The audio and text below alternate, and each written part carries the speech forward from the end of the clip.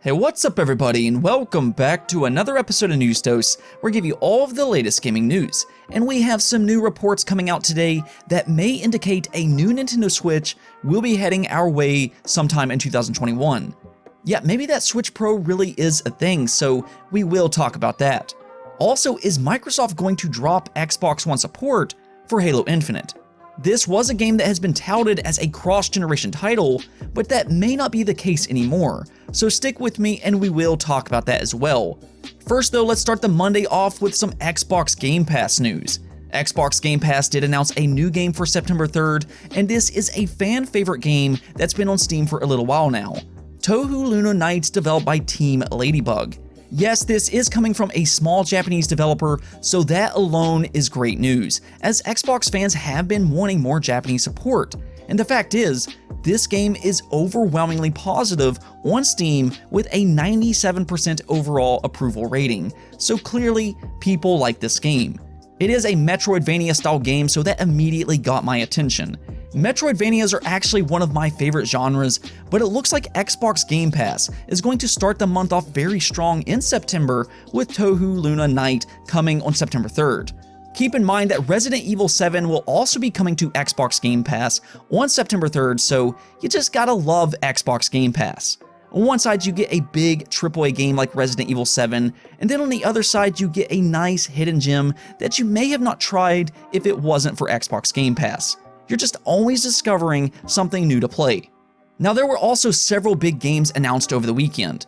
The DC FanDome event officially took place, where we finally got our first glimpse to Gotham Knights and Suicide Squad: Kill the Justice League. There was also a new Batman movie that looked phenomenal, but we're here to talk about games, so first up, Gotham Knights kinda surprised me. It looked a lot better than what I thought it was going to. We did talk about last week how Batgirl was probably going to be in the game, and that was true, but she, however, is not the main protagonist. Instead, she is one of 4 playable characters: Batgirl, Robin, the Red Hood, which is pretty exciting, and then Nightwing. And that's what is cool and different about this game, compared to Batman games that we have previously played. It is an action RPG, and Gotham Knights is designed around cooperative gameplay, where you and your friends can play as one of 4 heroes after Bruce Wayne is supposedly dead. Yeah, he's probably not actually dead, but I have been seeing some fans a little upset that Batman isn't actually in a Batman game. I see this a little differently though. We have had several Batman games over the years, so I like this change of pace where you stay in the Batman universe and play as some of the other characters for a change. Surprisingly though, Suicide Squad will be the game that actually continues the Arkham series. Unfortunately, we didn't really get gameplay of Suicide Squad other than some of the characters that will be in the game. This includes Harley Quinn, Deadshot, Captain Boomerang, King Shark, and right at the end you get a glimpse of Superman, which clearly has something wrong with him as he kills a helpless pilot. Yeah, this will be an interesting game when it does release, as it may be a little bit of a harder sell than Batman himself, but hey, if it's a good game, that's what matters at the end of the day. Now, this is where these two titles differ. Gotham Knights will be a cross-generation title, so you're not forced to pick up the Series X or PlayStation 5, but with Suicide Squad, that will not be available on current generation consoles. Both, of course, will be available on PC. I will ask you though, are you excited for either of these games set in the Batman universe? Let me know in the comments below. Moving on, the Epic vs. Apple saga continues on. Of course, Apple has not been too happy with Epic Games after not only did they try to bypass their 30% fee in game transactions, but then after Apple banned Fortnite, Epic tried to run a smear campaign against Apple as well as suing them. Yeah, Apple did not like that at all, so they're trying to completely remove Epic Games from their ecosystem, which includes Unreal Engine. And now really the entire game industry is looking at this because this could have major implications. As we all know, Unreal Engine is absolutely huge, and if Apple is successful in this, it does not just damage Epic Games, but it will also damage any developer who uses Unreal Engine for their games, which is a lot of developers, including Microsoft. Well, Microsoft and Xbox has filed a statement in support for Epic Games to keep access to the Apple SDK, and notes that not only is it right for the many developers who uses Epic's tools to make games, but it's also great for gamers. In both cases, Microsoft is in the right.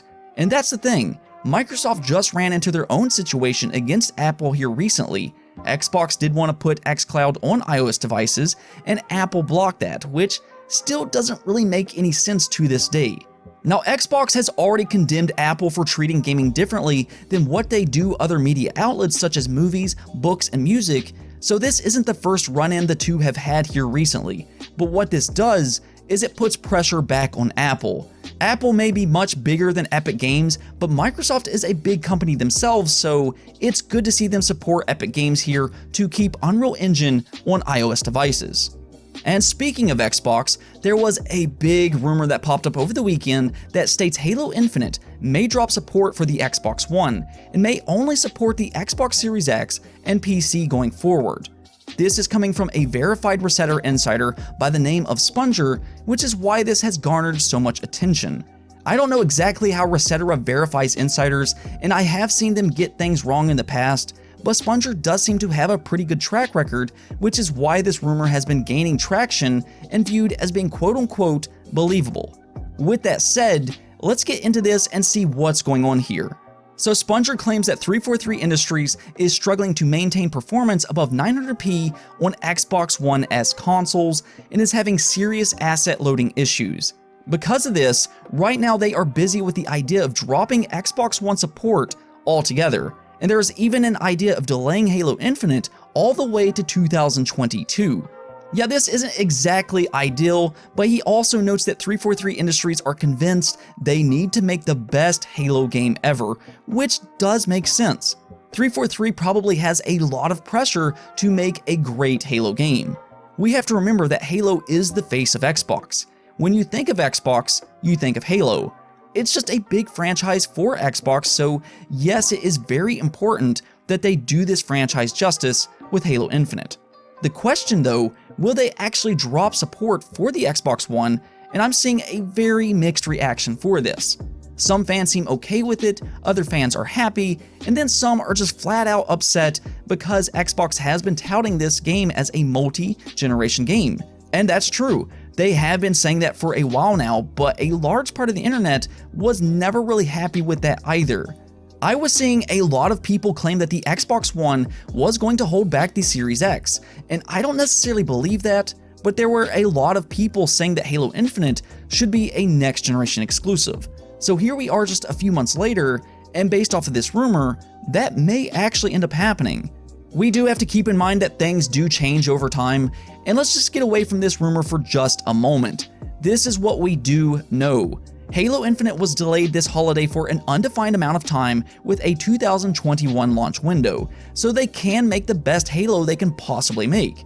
This was absolutely not an easy decision to make for Xbox, because that was their big console seller for the Series X at launch, a Breath of the Wild if you will.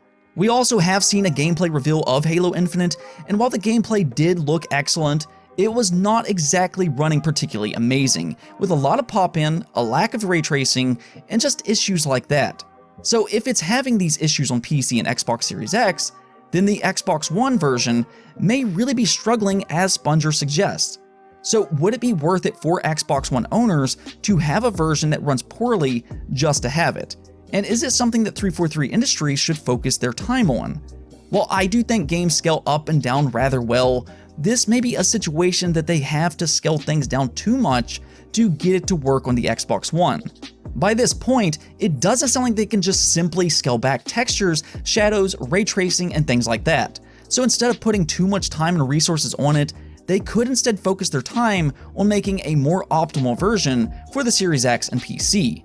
Like I said, things do change, and if it's true that the Xbox One really is struggling to run Halo Infinite, then it might be best to just drop it. But I'll ask you, are you okay if Halo Infinite drops support for the Xbox One? Let me know in the comments below. And on to our last topic, reportedly there will be a new Nintendo Switch releasing sometime in 2021. Yeah, this is coming from a Taipei-based newspaper, Economic Daily News.